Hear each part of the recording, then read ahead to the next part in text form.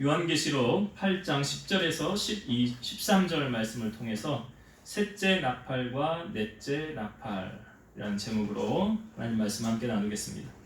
우리가 요한계시록을 나눌 때 먼저 앞부분에 우리가 시대적인 배경을 알아야 이 말씀이 이해가 된다고 그랬죠. 그래서 로마의 그 황제 도미티아누스가 그 크리스찬들, 예수 믿는 사람들을 잡아 죽이고 결박할 때 조건이 이러했지요. 너희들 나를 주로 고백하라. 황제를 주라고 하라. 그러면 살려두마. 너희들 예수가 주가 아니야. 내가 너희들의 주야.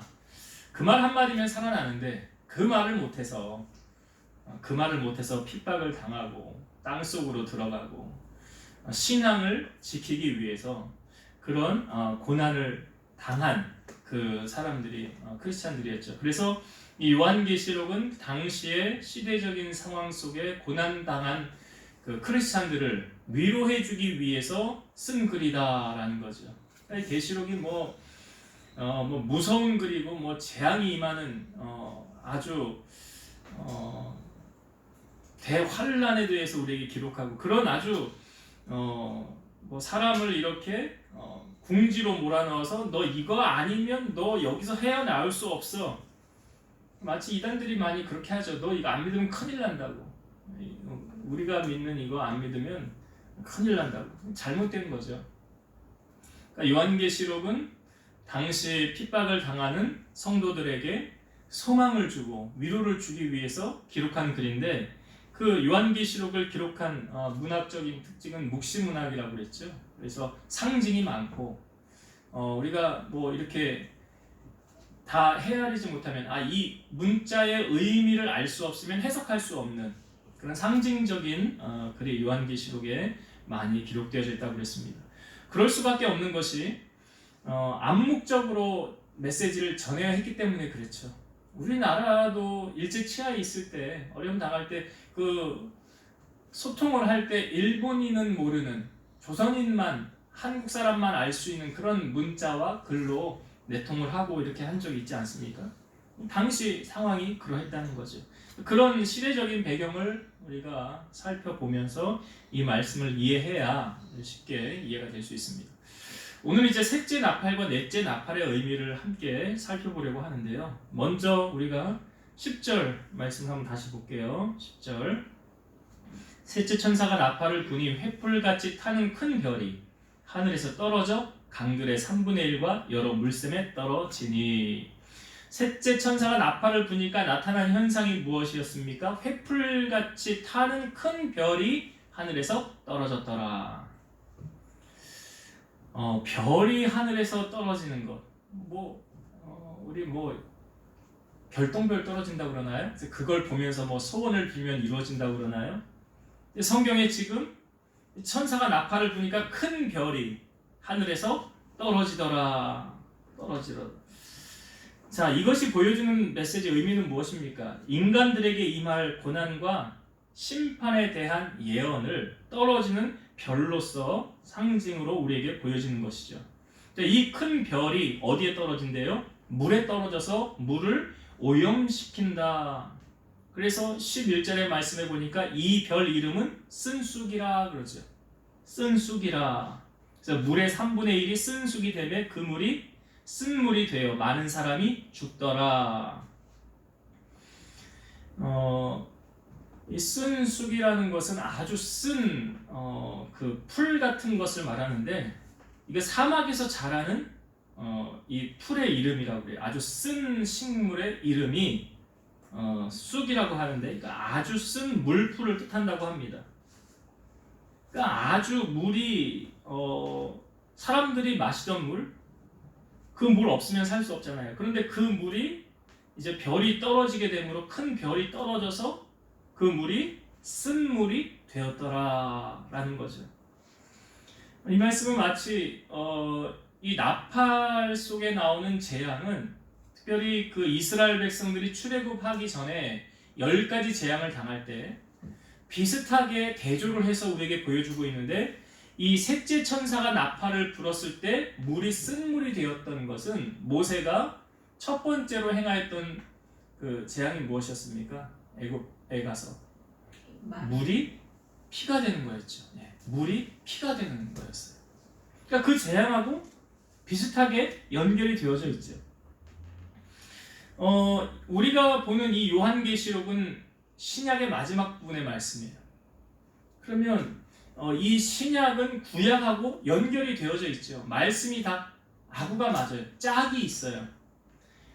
여기서 말하는 이 별은 대체 무엇을 말하는가? 여기서 큰 별이 하늘에서 떨어졌다고 그랬잖아요. 그러니까 큰 별이 상징하는 게 뭔가? 이거 알아야죠. 큰 별이 무엇을 상징하는가? 자, 이사야 14장 12절부터 14절의 말씀을 제가 읽어볼게요. 여기서 이 별이 뭔가 잘 들어보세요. 너 아침의 아들 계명성이여, 어찌 그리 하늘에서 떨어졌으며, 너 열국을 덮은 자여, 어찌 그리 땅에 찍혔는고. 네가 네 마음에 이르기를 내가 하늘에 올라 하나님의 뭇별 위에 내 자리를 높이리라. 내가 북극 지폐의 산 위에 앉으리라. 가장 높은 구름에 올라가 지극히 높은 이와 같아지리라 하는도다. 여기 말하는 계명성, 너 아침의 아들 계명성이요. 그 계명성 들어보셨습니까? 이 뜻이 뭐냐면 새벽녘 동쪽에서 반짝이는 샛별, 금성이라고도 그런데요. 새벽별 동쪽에서 반짝이는 샛별, 네. 금성이라고도 하는데, 여기서 이제 이사야에서 말하는 너 아침의 아들 계명성이요, 여기서 말하는 계명성, 이 특징이 무엇을 말하고 있습니까? 이렇게 설명하고 있죠. 네가 마음에 이르기를, 이 계명성에게 말하는, 계명성이 혼자 마음에 이르기를 내가 하늘에 올라 하나님의 뭇별 위에 내 자리를 높이리라. 내가 북극 지폐의 산 위에 앉으리라. 가장 높은 구름에 올라가 지극히 높은 이와 같아지리라 하는도다. 그러니까 이게 무엇을 말합니까? 자기가 하나님같이 되겠다는 거잖아요. 자기가 하나님같이 되겠다는 거예요. 무엇을 비유적으로 상징한 말이냐면 이사야서에서는 이 계명성을 바벨론에 비유하고 있는 거예요. 이사야서에서 말하는 계명성은 바벨론을 말하고 있는 거예요. 그러니까 바벨론의 세력이 엄청 확장되어지고 아수르도 멸망시키고, 그러니까 뭐 당시 대항할 만한 그런 나라가 없었다는 거죠. 바벨론에 대해서. 그러니까 이 바벨론이 그렇게 높아지고 자기가 신과 같아지리라, 그 말을 두고 여기 계명성, 그러니까 이 계명성이 말하는 의미는 바벨론이에요. 구약의 이사야에서는 바벨론이에요. 그러면 신약에 말하는, 오늘 요한계시록에 등장하는 이 큰 별은 뭘 상징할까요? 로마죠. 이 큰 별은 로마를 상징하는 거예요. 그러니까 로마하고 지금 구약에는 바벨론하고 계속 비교하면서 같이 보여주고 있어요. 나중에 또 말씀을 나누겠지만 공통점이 상당히 많아요. 바벨론하고 로마하고는 공통점, 악한 공통점이 상당히 많습니다. 근데 여기서 이 말하는, 오늘 셋째 천사가 나팔을 불었을 때 횃불같이 타는 큰 별은 무엇을 의미하느냐? 로마를 의미하는 거죠. 그러니까 그 로마가 영원할 것 같았지만 나중 하나님께서 그 큰 별이 떨어진다는 건 뭘 말하는 거예요? 심판하신다는 걸 말하는 거예요. 그러니까 예수 믿는 이 크리스찬들을 박해하고 고난 가운데 몰아넣고 복음을 막는 그러한 악한 세력들을 하나님이 언제까지 보고 계실 것 같습니까? 우리가 말씀도 나누었지만 하나님이 지금 참고 계시는 거지 심판을 안 하시는 게 아니라는 거예요. 기다리고 계신다는 거죠. 여기 11절에 그 별 이름이 순쑥이라고 그랬죠. 아주 쓴 물풀. 그래서 이 쓴 물로 인해서 많은 사람이 죽더라 그랬는데, 이 구약 성경에 대해서 이 이와 관련된 말씀을 우리에게 해주셨어요. 신명기 29장 18, 19절. 너희 중에 남자나 여자나 가축이나 지파나 오늘 그 마음이 우리 하나님 여호와를 떠나서 그 모든 민족의 신들에게 가서 섬길까 염려하여 독초와 쑥의 뿌리가 너희 중에 생겨서 이 저주의 말을 듣고도 심중에 스스로 복을 빌어 이르기를 내가 내 마음이 완악하여 젖은 것과 마른 것이 멸망할지라도 내게는 평안이 있으리라 할까 함이라. 여기 이제 신명기 말씀은 이스라엘 백성들이 약속의 땅 가나안을 앞에 두고 마지막 고별 설교한 거잖아요. 그 말씀을 전할 때 이스라엘 백성들에게 너희가 다른 신을 섬길까 염려해서 하나님이 독초와 쑥의 뿌리가 너희 중에 생겨서 이 저주의 말을 듣고도 심중에 스스로 복을 빌면서 나는 괜찮을 거다, 나는 평안이 있을 것이다 하지 말라라는 거죠. 여기 독초와 쑥의 뿌리가 너희 가운데 생겨서 이런 표현. 여기 쓴 쑥과 비슷한 일맥상통하는 의미를 담고 있어요. 이것은 이 쓴 쑥이 주는 이 메시지는 뭐냐면 우상 숭배에 대한 징계예요. 그러니까 당시 로마가 고난을 당할 때, 핍박을 당할 때 편하게 살려면 어떻게 하면 된다고요? 나 로마 황제가 나의 신이야. 이거 한마디면 그냥 통과해요. 나 로마 황제한테 그냥 머리 한번 숙이고 굽신거리고 황제요, 당신은 나의 신이십니다. 이렇게 하면 그냥 편안하게 살 수 있어요. 죽지 않아요. 고난당하지 않아요. 그런데 지금 그것을 하지 않는다는 거잖아요. 크리스찬들이. 그러니까 신앙은 타협하는 것이 아니라는 거죠. 근데 실상 이 큰 별에게 굽신거리고 그의 편에 서는 자들이 편안할 것 같고 자기를 보장받을 것 같지만 이들의 결국은 어떻다는 것입니까? 이게 나오잖아요. 11절에. 그 별이 물에 떨어지니까 그 물이 쓴물이 되어 많은 사람이 죽더라. 그러니까 그 로마를 따라가는 그 사람들 편안할 줄 알고 영원할 줄 알고 나 이제 편안하게 살 수 있어, 보장받았어 라고 할 줄 알았지만 그 길은 어떤 길이에요? 넓은 길이었다는 거죠. 주님은 우리에게 넓은 길로 가지 말고 좁은 길을 가라. 그러니까 실상은 죽는 길을 선택하는 거예요. 그렇게 하면 편안하게 살고 나 보장받고 안락한 생활을 할 줄 알았지만 실상 그렇지 않더라는 것을 오늘 이 셋째 천사의 나팔을 통해서 우리에게 알려주고 있는 것입니다. 자, 그러면 그 다음에 넷째 천사가 나팔을 불 때 12절의 말씀, 12절 봅니다. 넷째 천사가 나팔을 부니 해 3분의 1과 달 3분의 1과 별들의 3분의 1이 타격을 받아 그 3분의 1이 어두워지니 나 3분의 1이 비추임이 없고 밤도 그러하더라. 그러니까 여기 넷째 천사 나팔을 부니까 나타나는 현상이 무엇입니까? 어둠이 임했다는 거죠. 달이 빛을 잃고 별이 빛을 잃고 해가 빛을 잃어서 어두워졌더라. 이 어두움이라는 것은 주의 날이 심판을 행하시기 위해 임하는 하나님의 현현, 하나님의 임재와 연관이 있어요. 캄캄한 암 가운데 이제 그 다음 하나님의 심판이 이루어진다는 거죠. 더불어 말씀드리면 출애굽한 이스라엘 백성들이 10가지 재앙을 당하게 될 때 10번째 재앙은 뭐죠? 10번째 재앙은 장자, 첫 번째 난 것의 죽음이에요. 이건 거의 다 알아요. 이거 바로가 너무 큰 쇼크, 자기 아들 잃고 나니까 이제 너희들 여기서 나가라 그러잖아요. 근데 10번째 재앙이 있기 전에 9번째 재앙이 뭡니까? 제가 힌트를 지금 드리고 있잖아요. 어둠이라고요, 어둠. 9번째 재앙이 어둠이에요. 어둠. 그러니까 그 어둠 다음에 장자의 죽음이 있었다는 거죠. 그런데 이스라엘 백성들이 있는 그곳은 대낮같이 환했어요. 거기는 빛이 있었어요. 그러니까 하나님께서 빛도 여기는 어둡게 하실 수 있고 여기는 환하게 하실 수 있는 그런, 아니 우리가 생각하기에 빛이 비치면 다 같이 비치지 어떻게 여기는 빛이 있고 여기는 빛이 없을 수 있냐. 근데 하나님은 그렇게 하실 수 있다는 거예요.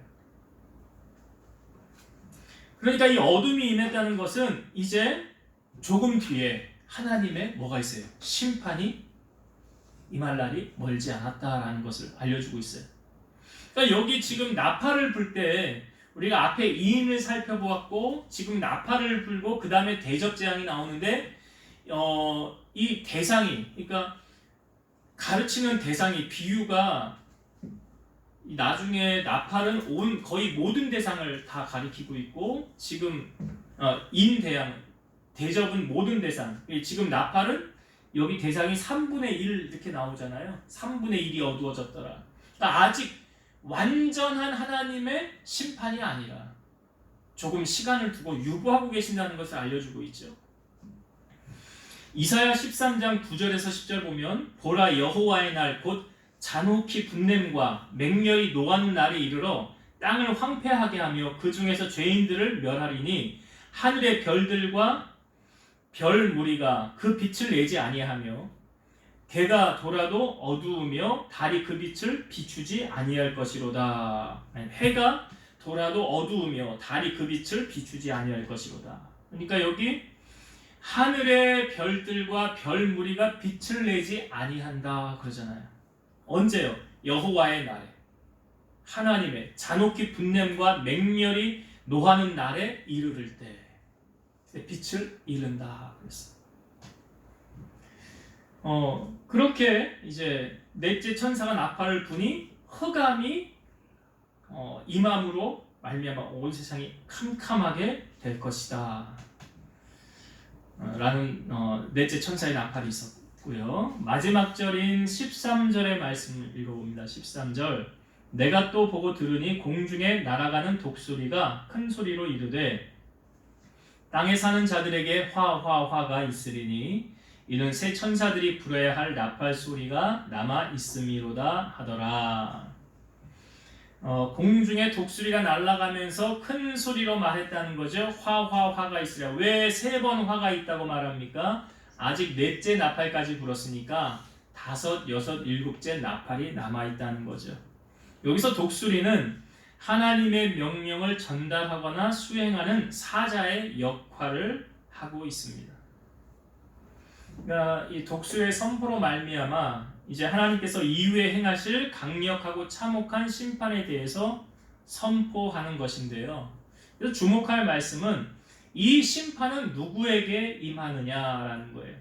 13절에 이렇게 기록되어져 있죠. 독수리가 큰 소리로 이르되 땅에 사는 자들에게, 대상이 어디입니까? 땅에 사는 자, 땅에 거하는 자. 어떤 사람들을 의미합니까? 하나님을 대적하고 사단의 세력에 동조하며 하나님의 백성을 핍박하는 모든 무리들. 그러니까 여기 심판도 하나님의 자녀들에게는 심판이 임하지 않죠. 마치 출애굽하기 전에 10가지 재앙을 내릴 때 이스라엘 백성들에게는 하나도 그 재앙이 임하지 않았던 것처럼, 그러니까 하나님의 백성들에게는 이 재앙을 하나님이 허락하지 않으신다는 것을 우리에게 알려주고 있습니다. 자, 이제 오늘 말씀을 통해서 주시는 은혜를 한 2가지만 나누고 마치려고 합니다. 첫 번째는 우리의 마음을 우상에게 빼앗기지 말자는 거예요. 우리의 마음을 우상에게 빼앗기지 말자. 여러분, 우리의 믿음을 누가 대신 지켜주는 것 아니죠. 내 믿음은 내가 지키는 거예요. 인간은요, 얼마나 타락할 가능성을 충분히 갖고 있느냐. 여러분, 우리는 우리를 표현할 때, 나를 표현할 때 이렇게 표현합니다. 자신이라고 표현해요. 내가 곧 뭐라는 거예요? 신이다. 우리는 우리가 충분히 우상이 될 가능성이 인간들에게는 있어요, 없어요? 있죠. 바벨탑을 쌓은 것도 우리가 하나님처럼 높아져 보자 하고 쌓은 게 바벨탑 아닙니까? 그러니까 우리가 충분히 하나님의 자리에서 예수님을 몰아내고 그 자리에 앉아서 타락할 가능성이 충분히 있다는 거예요. 우리가 하나님보다 나를 더 사랑하지 말라라고 말하고 있어요. 하나님보다 더 사랑하는 그 무엇은, 그것이 어떤 것이 되든지 그것은 다 우상이라 그랬어요. 그래서 예수님께서 나를 위하여 집이나 형제나 자매나 어머니나 아버지나 전토를 벌인 자는 그 다음에 뭐래요? 현세에 있어서 100배를 받대. 내가 버리면 주님께서 다시, 내가 잃을 것 같잖아요. 내가 잃을 것 같으니까 못 놓는 거 아닙니까? 근데 내가 버리면 주님이 다시 나에게 몇 배로 갚아주신대요? 100배로 갚아주신대. 지금 로마 교회에 있는 크리스찬들이 얼마나 힘이 듭니까? 얼마나 박해가 심합니까? 한번 부인하고 나면 편하게 살 수 있을 것 같은데 지금 그거 안 하니까 힘든 거 아닙니까? 우리가 신앙생활을 하면서도 이런 핍박과 고난이 올 때 아유 내가 뭐 이렇게까지 하면서 신앙생활 해야 되나? 남편한테 핍박을 받으면서 자식들 눈치 보면서 내가 이것 때문에 못하고 내가 자유를 잃은 게 얼마나 많은가? 구속이 얼마나 많은가? 그럼에도 불구하고 세상과 타협하지 않고 믿음을 지키는 그런 자들에게 하나님은 반드시 보상해 주신다는 사실이죠. 하나님은 우리가 이 땅에 살아갈 때 어려운 핍박과 고난이 와도 절대 우리가 주님을 부인해서는 안 되죠. 주님은 우리가 감당할 수 있는 것만 주신다고 그랬어요. 그리고 감당하지 못할 때는 피할 길을 주신다고 그랬어요. 이 로마에게 굴복하는 것, 당시 크리스찬들이 그것을 그들이 하자는 대로 따르고 나아가는 것이 쉬운 길처럼 보이지만 그 길은 사망의 길이고 그 길은 넓은 사람들이 가는 길이에요. 오늘 우리에게 말씀하십니다. 좁은 길로 가라고. 주님은 우리에게 말씀하시는 거예요. 출애굽한 이스라엘 백성들이 홍해의 기적을 마친 후에 광야 길을 걸어갈 때 물이 없었는데 마침 우물을 발견했는데 그 우물이 너무 써서 먹지를 못했어요. 이걸 마라의 쓴 물이라고 그러죠. 그런데 그 마라의 쓴 물을 하나님은 어떻게 달게 하십니까? 한 나무를 지정해서 그리로 던지라고 모세에게 명령하셨어요. 그 나무를 던졌더니 쓴 물이 단물로 바뀌어졌다. 영적인 눈으로 보면 그 나무는 예수 그리스도죠. 우리의 쓴 물이 담겨있는 우리의 인생을 단물의 인생으로 바뀌어 주실 수 있는 분이 누구십니까? 예수님이에요. 여러분, 사람이 사람을 변화시킬 수는 없어요. 아니, 부모가 자녀 변화시킬 수 있습니까? 그럼 부모 하라는 대로만 자녀가 다 하면 얼마나 좋아요. 근데 자식이 내 뜻대로 내 맘대로 됩니까? 안 되잖아요. 자식 농사 어렵다고 하는 게 그런 이유잖아요. 그런데 그 자녀가 예수를 만나면요, 예수님 변화시키는 거예요. 나는 변화시킬 수 없어요. 예수님 변화시킬 수 있어요. 그래서 예수님은 사람을 가리지 않습니다. 예수님이 이렇게 말씀하셨어요. 누구든지 목마르거든 내게로 와서 마시라. 나를 믿는 자는 성경에 이른 것 같이 그 배에서 생수의 강이 흘러 나오리라. 예수님에게 와서 주님이 주는 그 물을 마시라 그랬어요. 그 생명수를 마시라. 성경의 이름과 같이 라고 예수님 말씀하셨죠. 이사야 55장 1절 오호라 너희 모든 목마른 자들아 물로 나오라. 돈 없는 자도 오라. 너희는 와서 사 먹되 돈 없이 값 없이 와서 포도주와 젖을 사라. 목마른 자들 주님이 다 오래요. 예수님이 수고하고 무거운 짐진 자들아 다 내게로 오라. 내가 너희를 쉬게 하리라. 여러분, 교회는요 누구에게나 다 열려있는 거예요.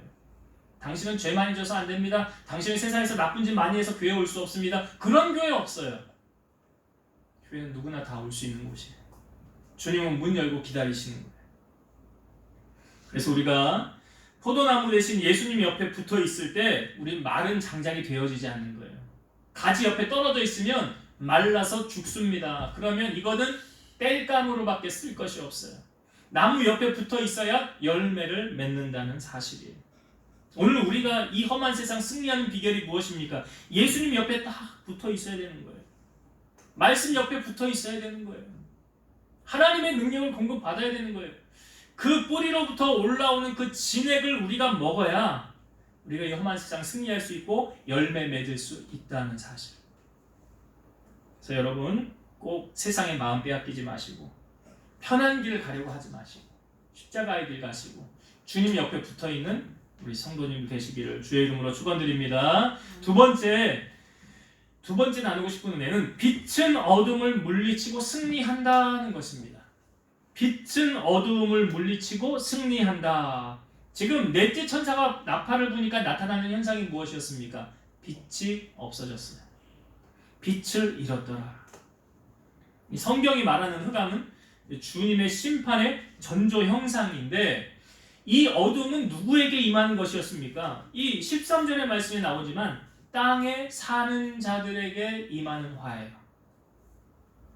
그러니까 믿지 않는 자들을 향한 하나님의 심판이에요. 여러분, 땅에 거하는 자들, 하나님을 믿지 않는 자들에게 하나님의 말씀이 들릴까요? 안 들릴까요? 여러분, 왜 노아는 당시에 산꼭대기에다 방주를 지었습니까? 노아는 왜 방주를 지었죠? 하나님의 음성을 들었잖아요. 하나님의 명령을 들었잖아요.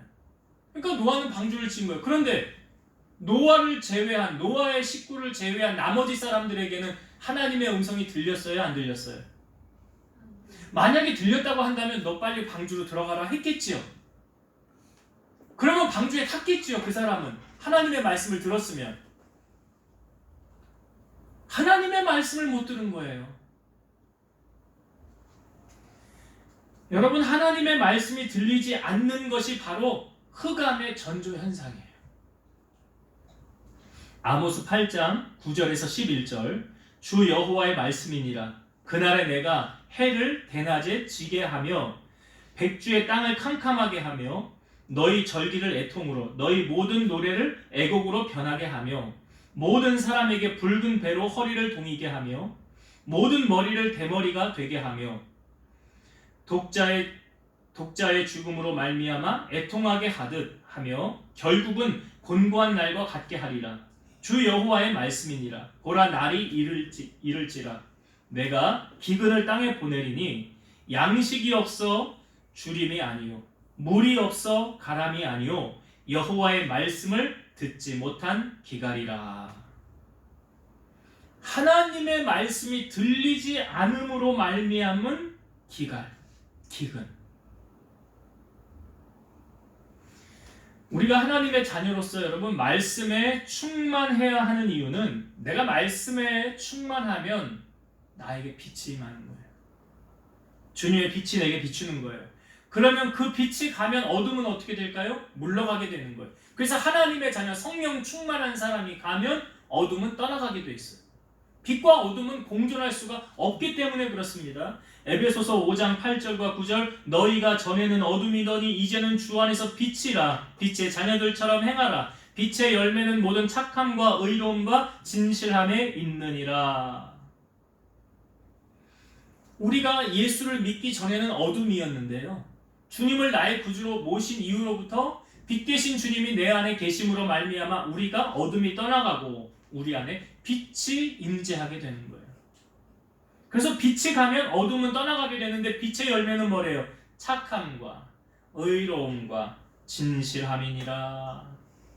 그러니까 하나님의 자녀들이 맺어야 되는 열매, 착함, 의로움, 불의와 타협하지 않는 것, 진실함, 거짓이 없는.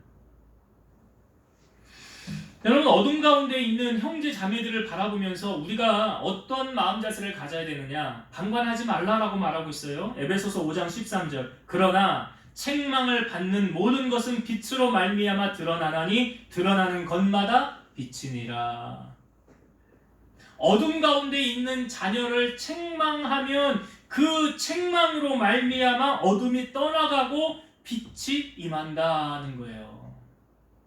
그래서 잠언의 말씀에 보면 너희의 자녀들을 하나님의 말씀으로 양육하라. 그러면 늙어도 그것을 떠나지 아니하리라 그러잖아요. 어둠에 있는 그것을 그냥 바라만 보고 있지 말아라. 비누아스가 그랬잖아요. 하나님의 연병으로 말미암아 심판을 당할 때 회중 앞에 보는 무리들 앞에서 악한 짓을 하는 그 사람 창을 들고 들어가서 두 사람을 죽이고 난 다음에 하나님이 비누아스를 칭찬하셨잖아. 그리고 내가 너와 평화의 언약을 맺으리라. 디모데후서 2장 25, 26절, 거역하는 자를 온유함으로 훈계할지니 꼭 하나님이 그들에게 회개함을 주사 진리를 알게 하실까 하며 그들로 깨어 마귀의 올무에서 벗어나 하나님께 사로잡힌 바 되어 그 뜻을 따르게 하실까 함이라. 여기 보면 마귀의 올무에서 벗어나 진리를 알게 깨닫게 함으로 말미암아 하나님의 뜻을 따르게 할까 함이라. 그러니까 어둠에 있는 그 사람 그냥 바라보고 너는 그냥 어둠 가운데 있어라. 너는 그 어둠 가운데 있다가 나중에 너는 그 어둠으로 간다. 그렇게 하지 말라는 거죠. 그로하여금 어둠에서 떠나 빛으로 나아갈 수 있도록 인도자 역할을 해야 된다. 오늘 성경은 말하고 있습니다. 넷째 천사가 나팔을 불 때 그 어두움이, 그 심판이 누구에게 임합니까? 땅에 거하는 자들, 하나님 믿지 않는 백성들. 그러니 우리가 생명줄을 던져서 그 어둠에 있는 자들을 주님 품으로 인도해야 되지 않겠습니까? 그런 역할을 우리가 감당해야 되는 거예요. 그래서 빛은 어둠을 물리치고 결국 승리하게 된다는 것을 우리에게 알려주고 있습니다. 말씀을 정리하고 마치겠습니다. 오늘 셋째 천사와 넷째 천사의 나팔을 통해서 우리에게 주고자 하는 메시지, 여기 하늘에서 횃불같이 타는 큰 별이 하늘에서 떨어졌더라 영원할 것 같았던 로마, 또 이사야가 보았던 당시의 바벨론 최강대국, 다 어떻게 됐습니까? 영원하지 않더라. 영원한 것은 하나님밖에 없어요. 그래서 여러분, 사람 앞에 굽신거릴 필요 없고요, 권력 앞에 아부떨 것 없고요, 재력가 앞에 손 벌릴 필요 없습니다. 우리에겐 누가 있어요? 하나님 계시잖아요. 그 하나님 앞에 여러분 엎드리시고 그 하나님 손 붙잡고 나아가시면 우리 하나님은 우리의 가는 걸음 인도하시고 승리를 보장해 주신다는 사실이에요. 그래서 오직 주님 손 붙드시고 우리 마음 우상에 빼앗기지 마시고, 우리가 빛이니 어둠에 있는 자들을 가서 생명줄을 던져서 저들 주님 품으로 인도하는, 그래서 예수님께서 말씀하셨죠. 한 영혼이 주님 앞에 돌아오면 천국에서 잔치가 벌어진대잖아요. 천하보다 귀한 게 한 영혼이라잖아요. 그래서 한 영혼 구원하여 주님 기쁘시게 하며 영광 올려드리는 여러분 되시기를 주의 이름으로 축원드립니다. 기도하시겠습니다. 살아계셔서 역사하시는 하나님 감사합니다. 오늘 셋째 나팔, 넷째 나팔의 메시지를 통해서 그 영원할 것 같았던 그 횃불같이 타는 큰 별이 하늘에서 떨어졌습니다. 영원한 것은 하나님밖에 없고 우리가 믿으리는 우리 주님밖에 없습니다. 우리 사랑하는 성도들이 그 어떤 악한 유혹에 현혹되어도 넘어지지 않게 하시고, 또한 우상에게 절하는 어리석음을 내려놓게 하시고, 오직 나는 주님 한 분으로 만족합니다, 나는 하나님 한 분만 섬길 겁니다 라는 믿음의 결단 가지고 나아가는 우리 성도를 되게 하시고, 온 땅이 지금 어둠으로 덮여있을 때 우리 크리스찬들이 빛이라고 하셨습니다. 빛의 자녀가 세상에 나가서 복음을 증거하고 어둠에 있는 자들을 주님 품으로 인도하여 하나님 앞에 영광을 올려드리는 우리 성도들이 다 될 수 있도록 축복하여 주옵소서. 예수님의 이름으로 감사하며 기도드리옵나이다. 아멘.